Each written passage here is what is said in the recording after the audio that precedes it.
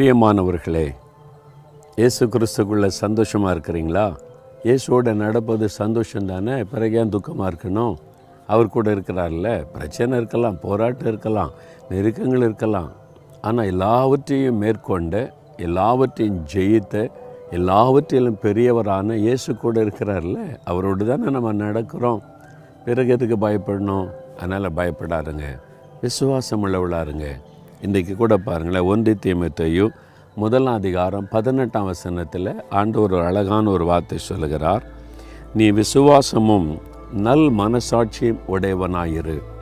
உங்களை பார்த்து ஆண்டவர் சொல்லுகிறார், என் மகனே, என் மகளே, நீ விசுவாசம் உள்ளவனாக இருக்கணும், நல் மனசாட்சி உடையவனாக இருக்கணும். இந்த 2 காரியத்தை மனதில் பதித்து கொள்ளுங்க.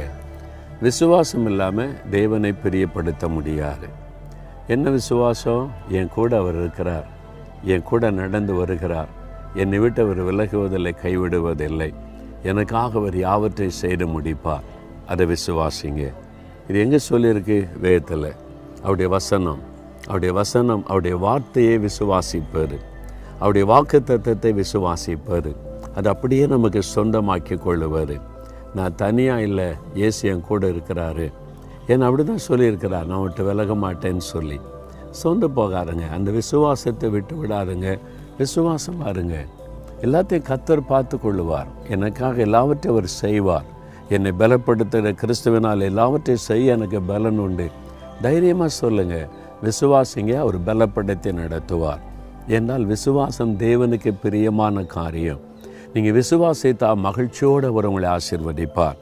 அதே சமயத்தில் நல் மனசாட்சி உடையவளாக இருக்கணும். உங்களுடைய மனசாட்சி இருக்குது பார்த்தீங்களா, அதுதான் உங்களுக்குள்ளே வச்சுருக்கிற நீதிபதி. ஆண்டவர் உள்ளே வச்சுருக்கிறாரு. நீங்கள் சின்ன தப்புண்டா கூட அந்த மனசாட்சி பேசும், நீ தப்பு பண்ணுற, இது தப்பு, இது உனக்கு தேவையில்லை அப்படின்னு சொல்லி உள்ளத்தில் மனசாட்சியில் ஒரு உறுத்துதல் வரும். அப்போது உடனே அந்த பாவத்தை அறிக்கை செய்து, இந்த தப்பு எனக்கு வேண்டாம், இந்த பாவம் எனக்கு வேண்டாம் அப்படின்னு ஜெபிச்சுட்டா, இயேசு கிறிஸ்துவின் ரத்தம் அந்த குற்ற மனசாட்சியை மாற்றிடும். சாத்தானும் அதைத்தான் பயன்படுத்துவான். சின்ன தப்பு பண்ணிட்டா, நீ என்ன ஆண்டவருடைய பிள்ளை, இயேசுவோட நடக்கிறன்ற, அப்போ நீ இப்படி செய்யலாமா, அப்படி நடக்கலாமா, அப்போ இயேசெல்லாம் அவங்களோட இல்லை அப்படி மனசாட்சியில் அவன் ஒரு குற்றத்தை உண்டாக்கி, குற்ற மனசாட்சி உண்டாக்கி சமாதானத்தை கெடுத்துருவான்.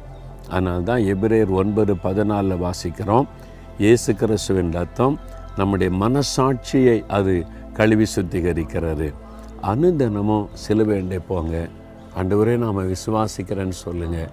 உங்கள் ரத்தத்தினால என்னை கழுவி என் குற்ற மனசாட்சியெல்லாம் மாற்றி நான் எப்போவுமே மனசாட்சியில் ஒரு சுத்தமாக இருக்கணும், மகிழ்ச்சியாக இருக்கணும்னு கேளுங்க.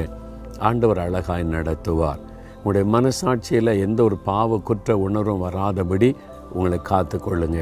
ஆண்டவர் கிருபை தருவார், உதவி செய்வார். அதுக்கு தான் அனுதினம் ஆண்டவரோடு போய் பேசணும். இது எனக்கு கொஞ்சம் வருத்தமாக இருக்குது ஆண்டவரே, இது இப்படி பேசிட்டேன், செஞ்சிட்டேன், எனக்கு கொஞ்சம் துக்கமாக இருக்குது, என்னை மன்னிச்சு எனக்கு ஹெல்ப் பண்ணுங்கன்னு கேட்டால் போகிறோம், ஆண்டவர் உதவி செய்வார். அதனால் இன்றைக்கு ஆண்டவரை பார்த்து சொல்லுங்கள், ஏதோ ஒரு மனசாட்சியில் ஒரு குற்ற உணர்வு உங்களுக்குள்ளே இருக்கலாம், நான் இப்படி செய்துட்டேன்னு உடனே மாற்றிடுவார். நீங்கள் அதிலே மூழ்கிறாதுங்க, அதே நினச்சி சோர்ந்து போகாதுங்க. இப்போ ஆண்டவர்கிட்ட பேசுங்க, தகப்பனே, நீங்கள் எப்போவுமே என் கூட இருக்கிறீங்க, நான் அதை விசுவாசிக்கிறேன்.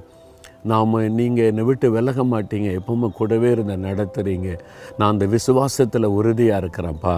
அதனால் என்னுடைய மனசாட்சியில் ஒரு குற்ற உணர்வு சாத்தான் அதை கொடுத்து என் சமாதானத்தை கெடுக்கிறான். உங்கள் ரத்தத்தினால் என் மனசாட்சியை கழுவுங்க, உங்கள் ரத்தத்தினால் என்னை கழுவி சுத்தம் பண்ணுங்க.